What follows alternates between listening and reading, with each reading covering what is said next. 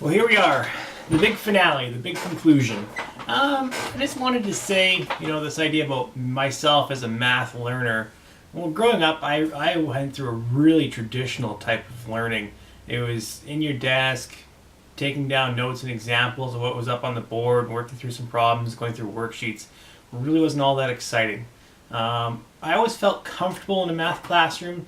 Never did I think that I was the greatest math student there. I always thought I was good. Having a brother that is a math teacher now probably let me just think that I'm a good math student, not a great one, because he was a great math student. But I think now, if I was in a math classroom now, I think I probably could have considered myself a great math student, because I think there's a lot better things out there than what I experienced. And I guess that's part of what I need to do to be a better math teacher than what I had. And that's the inclusion of all these new ideas about using manipulatives and showing a variety of different strategies to be successful and then allowing children to figure out what works best for them. I was given that opportunity. I was always, here's the right way, and that's all you have to do. So I think in my own teaching, that part of my experience is probably going to come through a little bit in what I show the kids, but hopefully that isn't the stronger part. I think I'm open enough and willing enough to try and utilize a variety of different techniques, and that the old way of teaching won't come through. And if it does, I don't think it's a bad thing. I still think it might help show the kids that, hey, there is a better way of doing this. So I'm hopeful that way. This whole project, I had to take a different spin on it. Filling up a binder full of sheets really wasn't meaningful to me, and I was just dreading having to do it.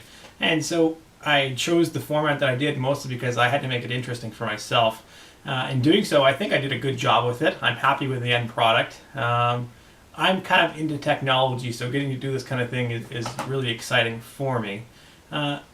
Throughout the process, though, I think I was really, really intrigued with how well I had to stop, not how well, but how often I had to stop and think about what I was doing and how I was going to reflect into my portfolio and further into my teaching.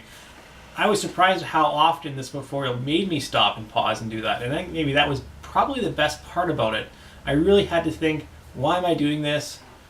Is it meaningful? Where is it going? And I guess that probably ultimately is going to help me down the road, because we've had this idea of reflection pounded into us, and I've never really given it maybe the credit that it deserves. And doing this philosophy and the whole portfolio really made me reflect a lot.